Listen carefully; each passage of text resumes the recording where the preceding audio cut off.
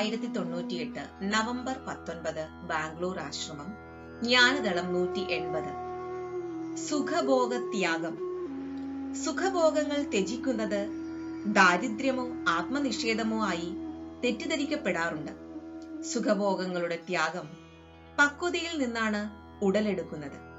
അത് സാമൂഹികമായ ആരോഗ്യത്തിന്റെ ലക്ഷണമാണ്. പലപ്പോഴും സുഖഭോഗങ്ങൾ ത്യജിക്കുന്നവർക്ക് ധനത്തോട് നിഷേധഭാവമാണ് ഉണ്ടാവുക. ഇത് വളരെ ദയനീയമായ അവസ്ഥയാണ്. അത് പക്വതയിൽ നിന്ന് ഉത്ഭവിക്കുന്നതല്ല.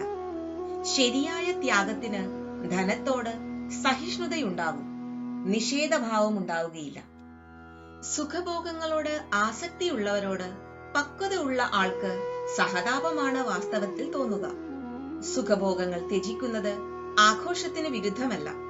ആഘോഷം വെറും ബാഹ്യപ്രകടനം മാത്രമല്ല.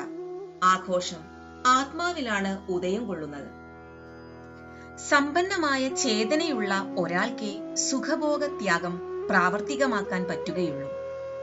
ഭൗതികമായി സമ്പന്നനാണെങ്കിലും ആത്മാവിൽ ദരിദ്രനാണെങ്കിൽ ഒരു വ്യക്തിക്ക് ആഘോഷിക്കാനോ വികാസം പ്രാപിക്കാനോ സാധിക്കുകയില്ല. ബാഹ്യമായി മാത്രമുള്ള പ്രകടനം ചേതനയുടെ ദാരിദ്ര്യത്തിന്റെ ലക്ഷണമാണ്. സുഖഭോഗത്യാഗം പ്രകടനപരതയുടെ അഹങ്കാരത്തിൽ നിന്ന് മുക്തി നൽകുന്നു. പക്ഷേ സ്വന്തം സുഖഭോഗത്തിൽ അഹങ്കരിക്കുമ്പോൾ അതും പ്രകടനപരതയായി തീരുന്നു.